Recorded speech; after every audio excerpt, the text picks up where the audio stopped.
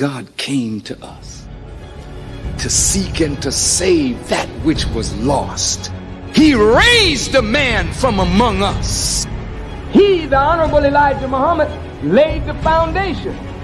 What I'm doing is something that comes from him through me, and the thing that he uses in me to do the work is my faith in him and the word that he taught. To produce men and women who wanted to clean up their life and build an independent nation for the glory of God. Greetings. This is your brother Willie Muhammad with I Have a Testimony on National Network View. Today, our special guest is Brother Donald Muhammad.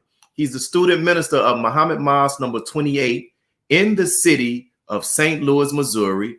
He's one of my mentors in the Nation of Islam, and he's a great helper to the Honorable Minister Louis Farrakhan. So greetings to you, my brother, and thank you for being accepting our invitation to be a guest on our show. Yes, Brother Willie, thank you, and walaikum salam, my brother, and thank you so much for having me on. I'm very honored by the invitation. Thank you so much. God is all ours, my brother. So we'll get straight to it. Can you share with the listening and the viewing audience, how did you first become introduced to the teachings of the Most Honorable Elijah Muhammad? Well, that is a long story and a blessed one as well. Of course, back in the early 70s, I had the opportunity to listen to the Honorable Elijah Muhammad on the radio, and also the Honorable Minister Louis Farrakhan. But it was through the nursing of Muhammad Speaks that I really became interested. And also, I ordered all of the books of the Honorable Elijah Muhammad from the Final Call, and I was able to read all of them in those days. But I joined the Muhammad Mosque 28 here at that time, which was located 1434 North Grand. That was after the Honorable Elijah Muhammad had left. But in the meantime, I considered myself a Muslim before then. But that was a time that I first met Brother Akbar. He became the minister here in St. Louis and has been a great mentor to me even down to today. And I first saw the Honorable Minister Louis Farrakhan in the spring of 1975. And I can remember his subject matter that evening. It was wise men change often, but a fool will not. I never will forget it. He said, wise men make many changes, but a fool would just keep doing the same thing over and over again. And then, I became a follower of the Honorable Elijah Muhammad. All praises due to Allah. But now going into the new time dispensation, when the Honorable Minister Louis Farrakhan was rebuilding the Nation of Islam, I can recall in the spring of 1975, Minister Farrakhan came to St. Louis to meet with Brother Akbar, and I just happened to be in his office that day when the minister drove down by himself and to meet with Brother Akbar, and he was in an office, Brother Akbar's office, stating how he would rebuild the Nation of Islam. And of course, I was on board from that moment in time because, I noticed that I knew that things had changed at Muhammad Mosque number 28. And the Department of Captaincy was removed on both brothers and the sisters side, and things was happening, and the teachings had kind of went away.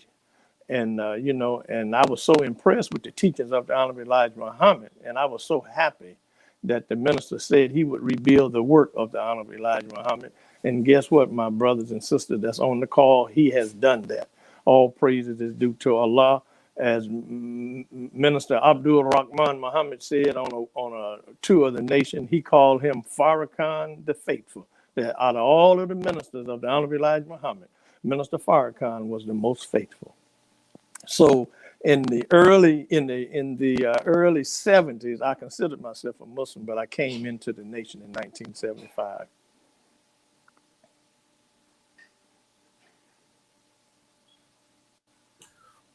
Specifically about the content that you found in Muhammad speaks that intrigued you and caught your attention?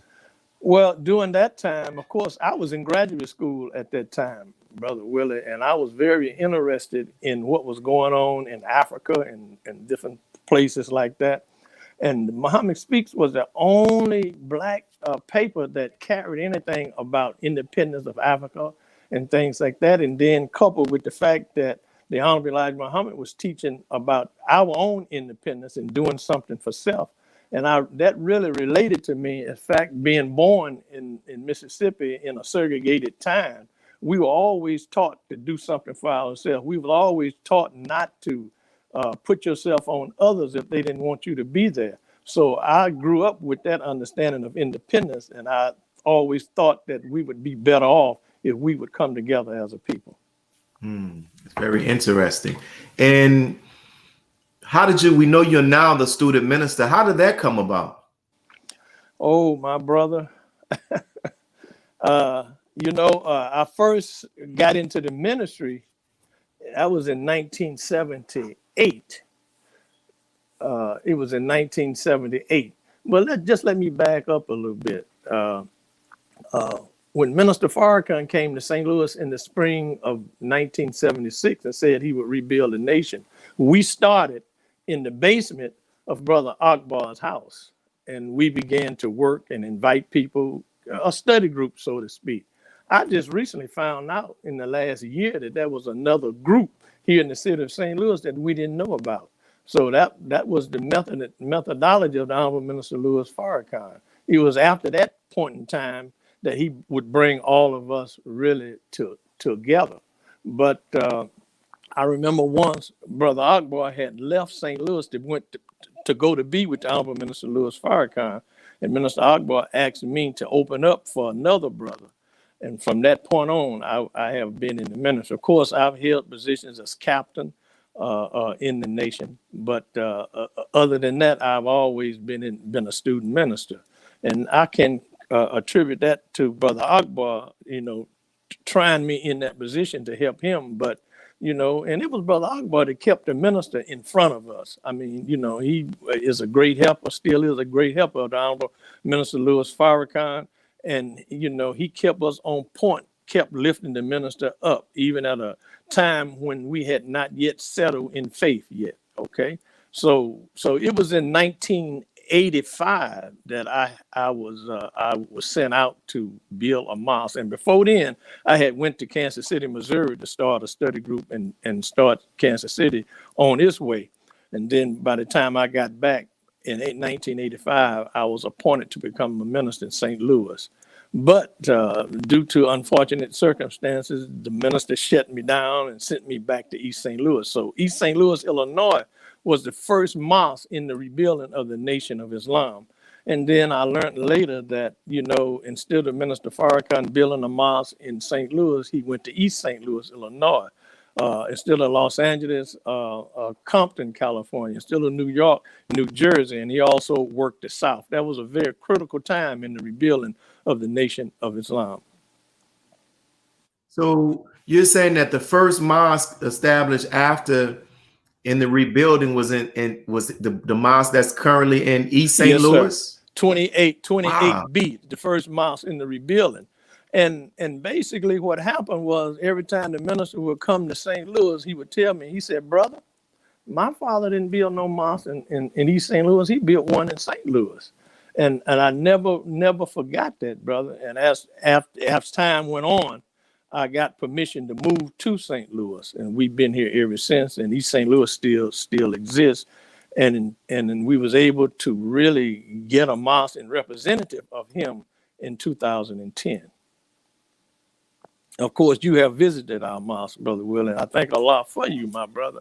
Praise be to Allah. And I thank you for those invites. And I've enjoyed my time there and have just been inspired by what I see with the believers, the progressive things that you all are doing, and just the things that you share with me. And while we're talking about sharing, so over the years, has there been any guidance that the Honorable Minister Louis Farrakhan shared with you regarding being a student minister that you can share with those who are listening and watching? Oh, absolutely, brother. The one that sticks out in my mind when he came to St. Louis, and there's been many guidance, brother. I mean, the one that sticks out in my mind now, when he came to St. Louis in May of 2010, he came to dedicate our new mosque. And that morning before he got to the mosque, he gave me the instructions. He said, brother, go after the little man.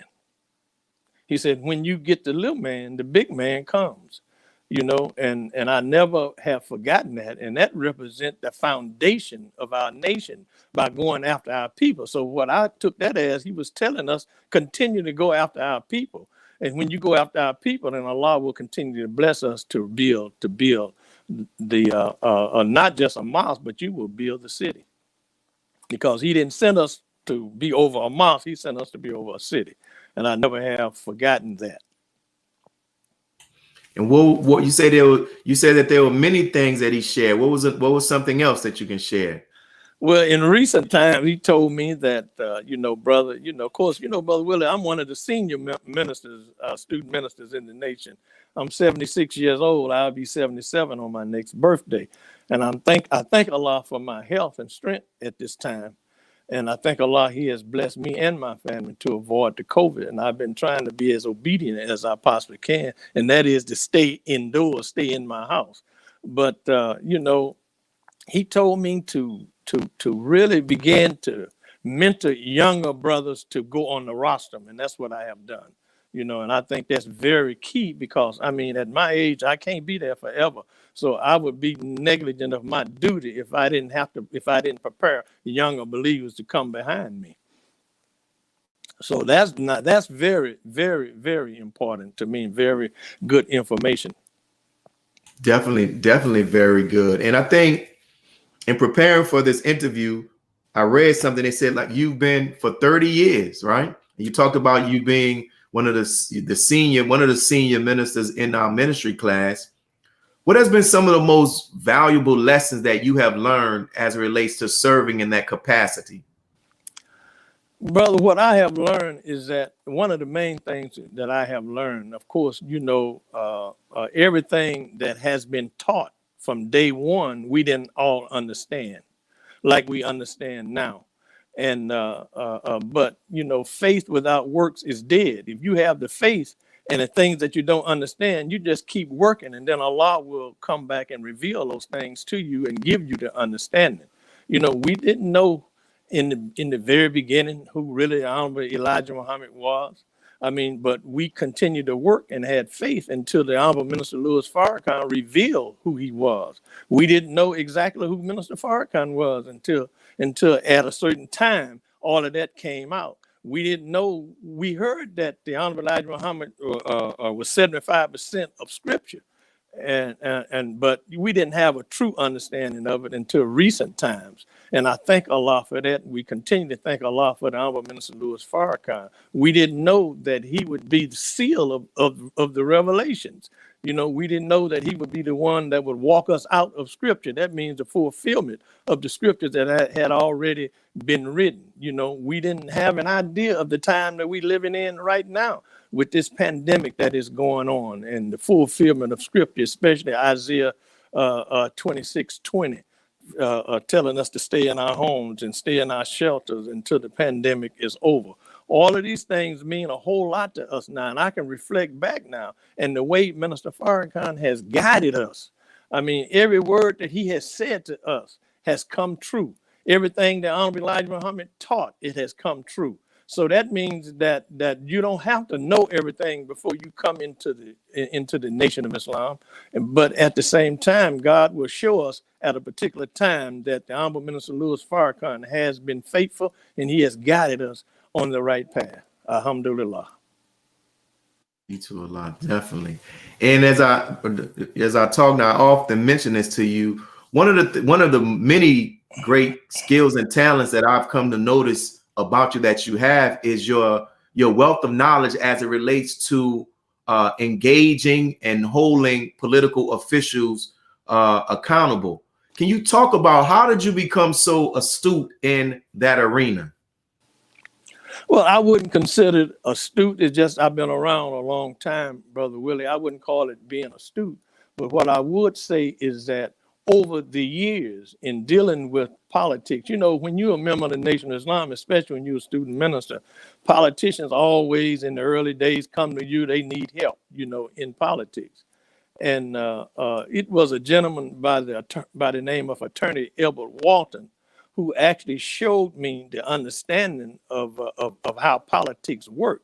And if we go back to 1995, the political aspect that Minister Farrakhan, the Honorable Minister Louis Farrakhan, was representing was local. You know, I'm not that involved with national politics, but I'm concerned with where the mosque is, where the believers live. And I feel that we should take over the political system where we live. Because, you know, in Message to the Black Man, the Honorable Elijah Muhammad said we need Muslim politicians. And I have tried to mentor several Muslim brothers that's in the Nation of Islam in the field of politics, because if we're going to make our community a decent and safe place to live, we must know where the taxpayers' money is and how that money should be used in relationship to uplifting our community and helping our people as it relates to contractual agreements. You know, that's Black folks' money that we spend in our own community that goes into government. So if we have good Muslim politicians or good politicians, period, then they would be able to direct that money back to the community to make it a decent and safe place to live. But oftentimes I find even today here in the city of St. Louis, most Black folks run for political office for jobs. They don't run to rule, okay? And that's because oftentimes they are so afraid of the powers that be. And I'm glad that you mentioned Message to the Black Man and the Mosque Elijah Muhammad's words, because I can imagine that there may be a small few who may see this broadcast and they might talk about, he's asking about politics. The Mosque Elijah Muhammad didn't want us involved in politics. And based upon their understanding of the Mosque Elijah Muhammad's words, they may have that view.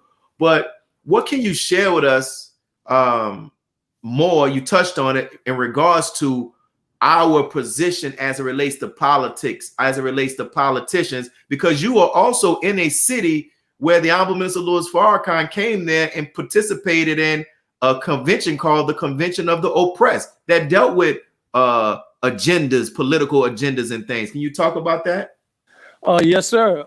And it almost didn't happen. But the Honorable Minister Louis Farrakhan words went out about a year earlier and said he wanted to have a convention of the oppressed, a Black political convention. And I can remember we was all scrambling to make that happen in the ball stadium in St. Louis, but it happened. I believe it was over 25,000 people there, and the Honorable Minister Louis Farrakhan came. And he spoke in terms of our political agenda and what we should be doing politically. But we must understand, Brother Willie, that politics is only one institution within our community. And I think that the most important institution in our community is the spiritual part, or religion, for lack of a better word, that we should be putting forth. And I think out of that institution of religion, it comes the first work, as the Honorable Elijah Muhammad has taught us, the wake-up message. Nothing is happening on a conscious level until our people are awakened politically, socially, and economically, and politically. So therefore, therefore, all of these things should be taking place at the same time, awaken economically, because we have given up economically, in my humble opinion, even our people with money who could create the businesses that could provide services to our community. Now, the Honorable Minister Louis Farrakhan at another time went around the country with a subject matter, politics without economics, a symbol without substance. And when you have politics and no economics, it's just symbol without substance. You know, if you have economics without politics, it means that we don't know how to fit all of these in and organize the two together. So therefore, we are victims to those that are in power. And also we are victims to our own people who just want to be in office and just say they're in office and parade around Black folks as if they are somebody, which we are somebody, but without having the effectiveness to affect a policy as it relates to our community. Well said. And you live in the city of St. Louis, and I found this out when I actually came there. You showed me that Ferguson is like kind of like a little, it's like a little town, a little city right next to St. Louis, a neighborhood or something to that degree. You can explain it. But being there, you know, the death of our brother Michael Brown really sparked activism all throughout America. And it really gave even more steam to the Black Lives Matter movement. But people are not aware of the role that the Nation of Islam played in helping to contribute to the fight for justice, helping the family during the uprising. Can you talk about the role of the mosque there during that time? Yes, sir. Actually, you know, actually, my brother, the death of Michael Brown, or the unjust killing of him, you know, did a whole lot, not only in St. Louis, but throughout the country. But just let me explain the dynamics and the geographics of St. Louis. St. Louis is a city within itself. A city that's within itself has its own county, so to speak. And surrounding St. Louis is what we call St. Louis County. And it has many, many municipalities within St. Louis County, but it's all part of the St. Louis metropolitan area. So Ferguson is really just maybe blocks from the mosque within the city of St. Louis. Okay, you just drive from the mosque right into on the same streets, you know, which is West Florissant. You run into Ferguson. So when people leave St. Louis and go out of town, they don't say I'm from Ferguson. They don't say I'm from Wellston and places like that, or Berkeley. They just say I'm from St. Louis. Okay, to keep down the confusion. But what happened when the Mike Brown protests started, my family and I was on our way to Branson, Missouri on vacation. But I got everything but a vacation, because on the way there, I started receiving calls from community leaders. And I began to help them to strategize things that should be done. Now, by the time I got back home, which was a Saturday, I got in my car and drove directly to Chicago to see the Honorable Minister Louis Farrakhan. And on my way back, I personally went to the protest. And as I pulled in my car, I saw a crowd of youth coming back. And I said, "What is going on?" And they said, "Brother Minister, go home." And they had started throwing tear gas. But the Sunday, when the real protest started, the FOI was out there. But when the tearing up things and all of that took place, I ordered the FOI to go home. But in the meantime, all of these different groups and organizations that were involved, they would hold their meetings at Muhammad Mosque number 28. We had room there at one time. It was 2 and 3 groups at Muhammad Mosque 28 using their strategies in order to go back with the protest. And I was really kind of like a mentor to them. Okay, I mean, I went out, I believe, 3 times in the protest, but I wasn't out there every day like everybody else. At my age, I just wasn't out there like that. But quite a few of the brothers was out there, you know, and they wasn't in bow ties and anything, suits and bow ties. But they were there. And I know the editor of the Final Call, Brother Richard, was there, and he had several brothers securing him while the protest was actually going on. Thank you for that history, because, you know, like I know they're quick to try to write us out of history, but it's good to know, and we have it documented even more, that you open up the mosque for those groups that were out there strategizing and protesting and things like that. So that's very good history. And you mentioned, now that you mentioned the mosque and you talked about it earlier, we know that the Honorable Minister Louis Farrakhan came there and dedicated the beautiful mosque. And for those who are watching, let me tell you, there's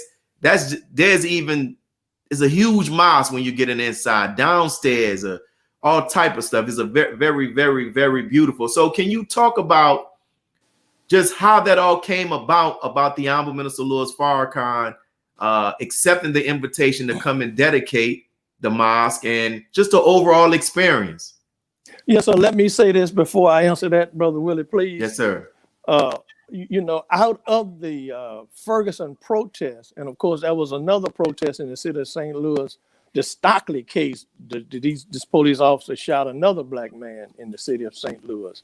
But out of these protests in St. Louis became, you know, out of that quite a few politicians were born out of that. And the most recent one is Congresswoman Cora Bush, who is a good friend of mine. She defeated a really an established politician here in St. Louis, Congressman Clay, which is an institution here in the city of St. Louis, in the St. Louis metropolitan area. Also, a brother named Bruce Franks became a state rep.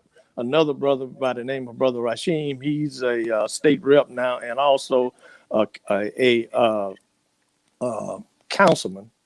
Also, brother, our own brother, Brother John Muhammad, who you know is an alderman, became an alderman in the city of St. Louis.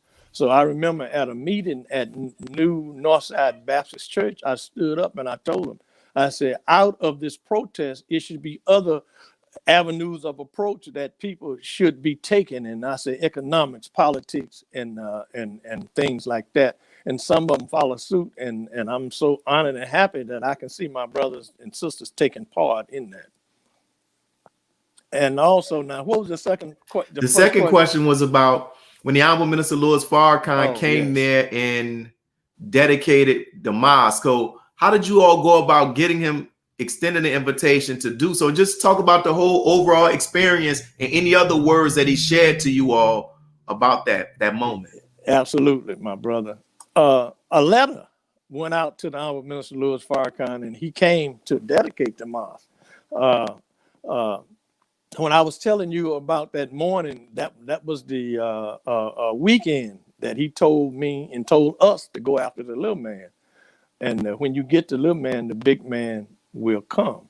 But one of the things that stood out in the minister's lecture was the point that he said, this is not just a house for the believers, this is a house for the community. And I never have forgotten about that. And even down to this day, before we shut down in March, different groups and organizations would come to the mosque to have their various community meetings. And we've had even religious organization, Christian organization to come to have meetings in our conference room. And I try to develop relationships with people throughout the city of St. Louis, because you never know how that thing may work. And we try to serve the community the best way that we know how. But there's so much more that we can do, and there's so much more that we will do. And I often tell the believers now, we cannot go back the way we came out. We must go back with a higher fervor and a higher mission to carry out the work of the Honorable Elijah Muhammad. Beautiful, man. See, that's one of the many reasons why I admire you, man. I love your spirit, love your progressive thinking, and just your open-mindedness. And so when we talk about the Honorable Minister Louis Farrakhan, what would you say has been one or some of the biggest impacts that the Honorable Minister Louis Farrakhan has had on you personally? What comes to mind, Brother Willie, is that he has been patient with me. You know, out of all the mistakes I have made, he never threw me away. And I thank Allah for that. You know, you're talking about a man that is patient. You talk about a man that is nurturing. You talk about a man that has faith. And the thing about it is that he has always lifted me up. And even the picture that you are showing now, when I introduced him, he said, "Go ahead, preacher."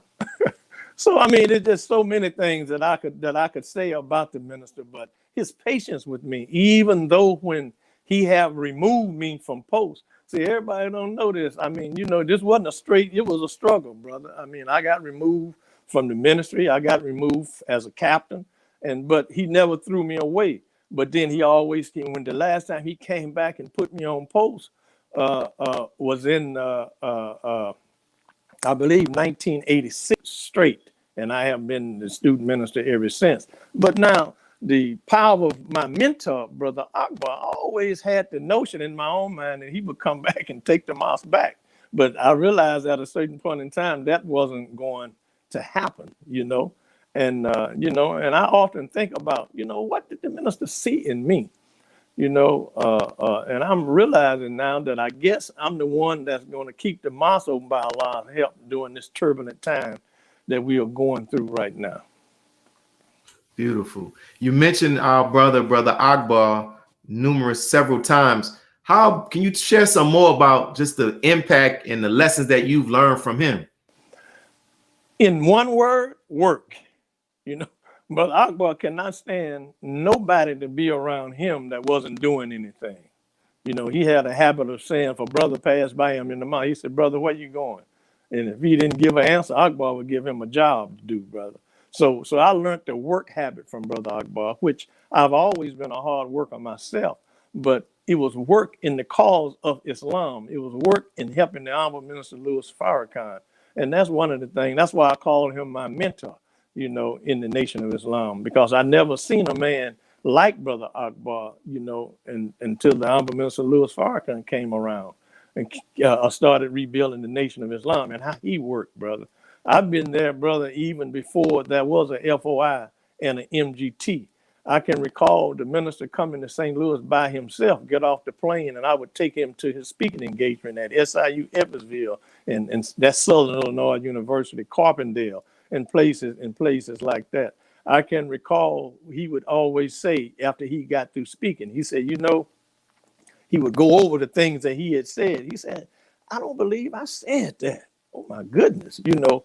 And I would be sitting there listening. I didn't understand, but once I heard him say, you know, when I'm speaking, brother, he said, I'm going to light up like a light bulb.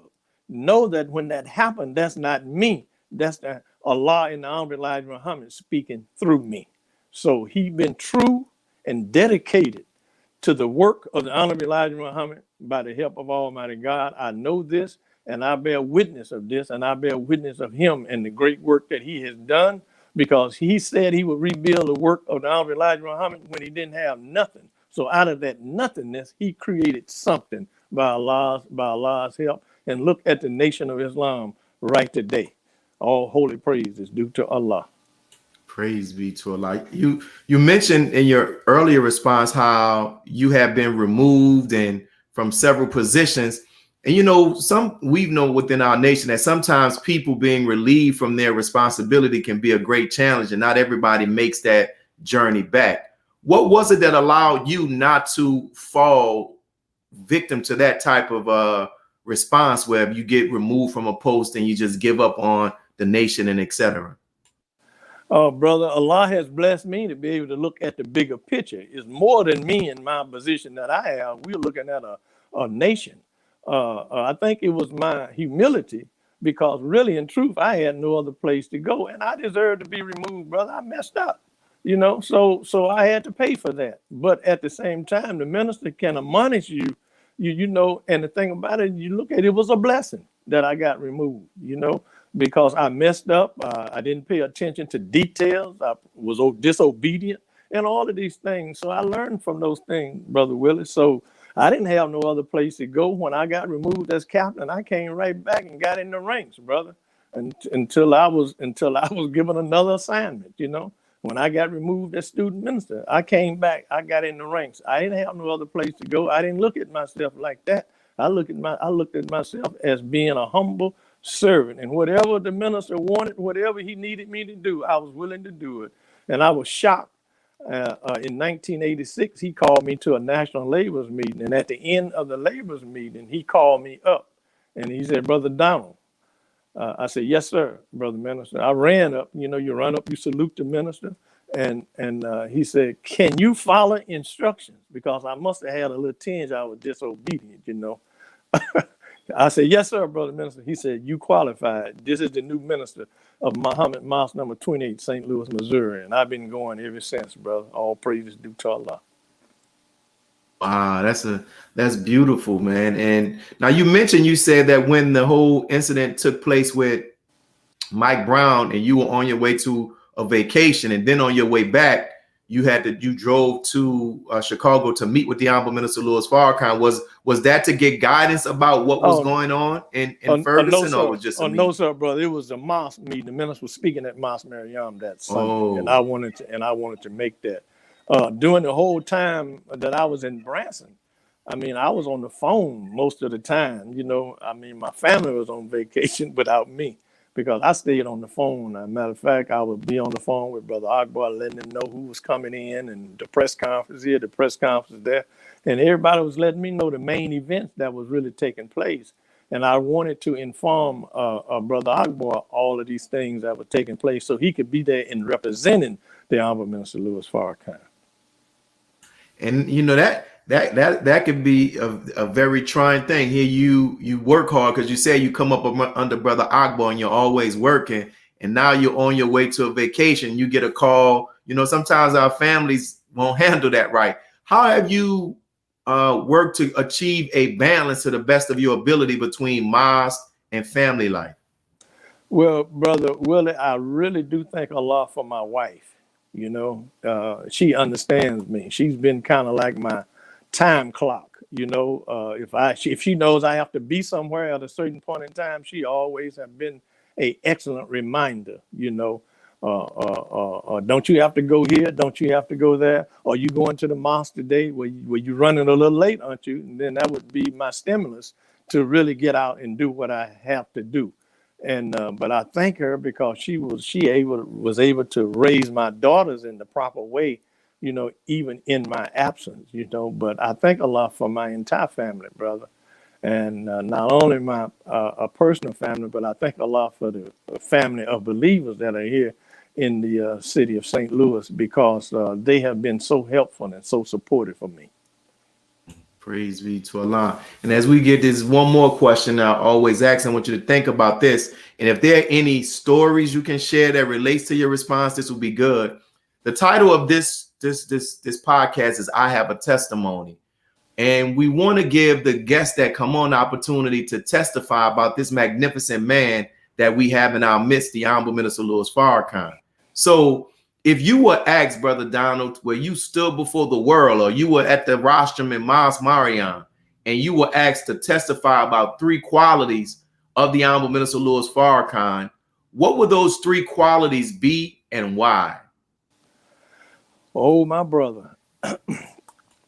When I look at the Honorable Minister Louis Farrakhan, I look at him as a master man of faith, You know, from my vantage point, I remember when we didn't have anything, and how he has continually worked and developed the Nation of Islam and grown the Nation of Islam to this point.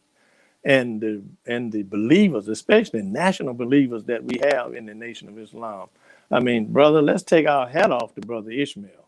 I mean, Student Minister Ishmael Muhammad. I mean, he is bringing some beautiful teachings out in this hour right now. So we thank Allah, and I love him so much.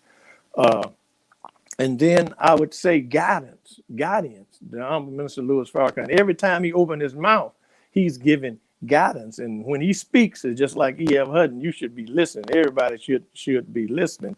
And also, what a man to stand before the powers of the world and talk the way he talks, okay? And he has systematically guided us. He's a guide, brother. He is a guide. He has systematically guided us without any hurt, harm, or danger up to this point in time.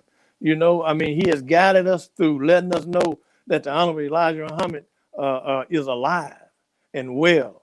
You know, we didn't understand that at first when he said that, but he continually was patient with us, and he developed us into that knowledge that he is alive, and we believe that he's alive. We know he's alive now.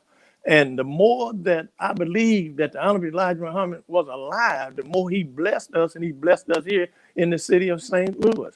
You know, sometimes, you know, we don't understand a lot of times, but once we get the understanding, that comes a blessing behind that. And I really believe that's how we achieved the mosque, based on our faith and our belief that the Honorable Elijah Muhammad was alive, and that Master Fard Muhammad is God, and besides him there is no other in this time, this dispensation. He has been clear. He has been on point. He has never wavered on his position as related to Master Fard Muhammad and the Honorable Elijah Muhammad. You know, I remember a time when people were saying that, you know, it's time that Minister Farrakhan start calling himself Minister Farrakhan, leader of the Nation of Islam. He has never put that on his shoulder. He always says that he is the national representative of the Honorable Elijah Muhammad. And the question comes, as it says in the scripture, would a man rob God? Yes, of tithes, and he will rob a man of offerings what somebody else is offering, you take it and use it as if it's yours. But that's not the Honorable Minister Louis Farrakhan. He has always lifted up his Father right now, which is in heaven, all right, and which is on the mother plane. I believe that, brother, and I believe it with all my heart. I hope I answered your question. No, you definitely did, man. What do you think is one of the most misunderstood things about the Honorable Minister Louis Farrakhan, both by those in the nation and even outside the nation?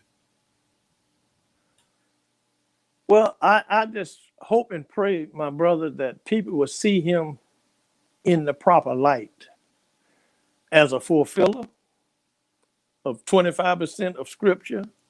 I hope and pray that people see him as the seal of the prophets to carry out the last dimension of the prophesied word that Allah has put in the prophet, to let us know that he is we are going into really the last days. When you talk about the last days, we are in the last days right now, and he is the one that is standing in these last days, still directing, still guiding us, and we are being just blessed by his presence right now. And this is why I include him in every prayer that I pray, that Allah will continue to bless him and make him successful.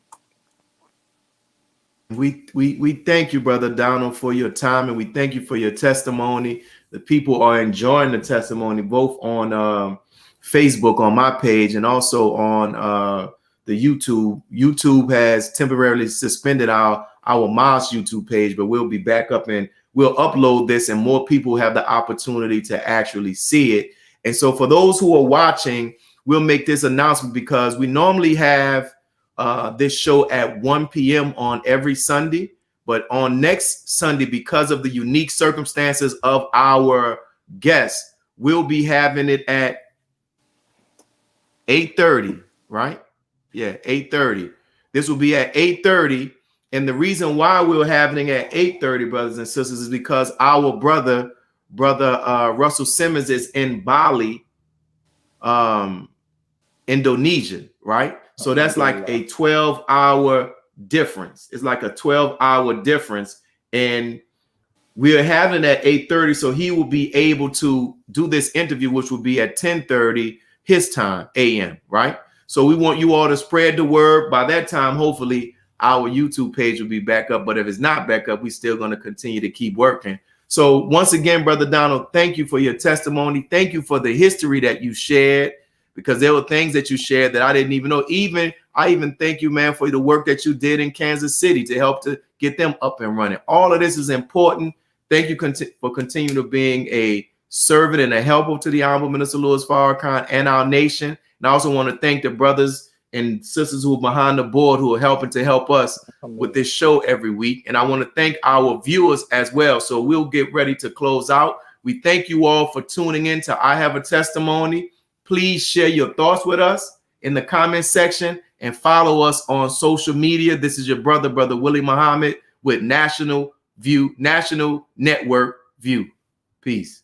God came to us to seek and to save that which was lost. He raised a man from among us. He, the Honorable Elijah Muhammad, laid the foundation. What I'm doing is something that comes from him through me, and the thing that he uses in me to do the work is my faith in him and the word that he taught, to produce men and women who wanted to clean up their life